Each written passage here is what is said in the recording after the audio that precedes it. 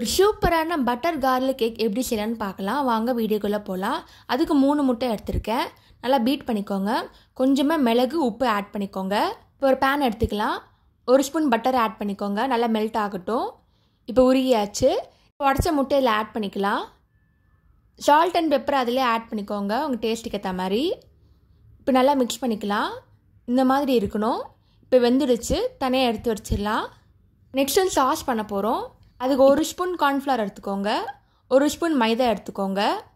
லைட்டாக தண்ணியை ஆட் பண்ணிக்கோங்க. இதெல்லாம் மிக்ஸ் பண்ணிக்கோங்க. அப்போ தான் கட்டி இல்லாமல் வரும். இப்போ பேன் எடுத்துக்கோங்க. பட்டர் ஆட் பண்ணிக்கலாம். நல்லா உருகட்டும். 2 ஸ்பூன் போட்டுக்கோங்க. இப்போ பொடியாக கட் பண்ண பூண்டு ஆட் பண்ணிக்கலாம். நல்லா ரோஸ்ட் ஆகட்டும். பூண்டோட ஃப்ளேவர் நல்லா இறங்கும் அப்போ தான். இப்போ ரோஸ்ட் ஆகிடுச்சு. ஓரிகானோ சில்லி ஃப்ளேக்ஸ் ஆட் பண்ணிக்கலாம்.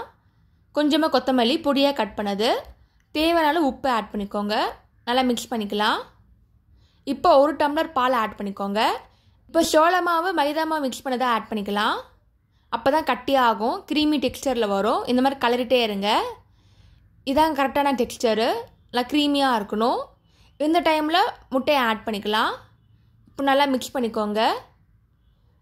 ஒரு சுவையான பட்டர் கார்லிக் எக் ரெடி ஆயிடுச்சு. நீங்களும் ட்ரை பண்ணி பாருங்கள். இதே மெத்தடில் நீங்கள் ப்ரான் சிக்கன் மற்றும் உருளைக்கிழங்கு வச்சு ட்ரை பண்ணி பாருங்கள். டேஸ்ட் நல்லாயிருக்கும். தேங்க்ஸ் ஃபார் வாட்சிங்.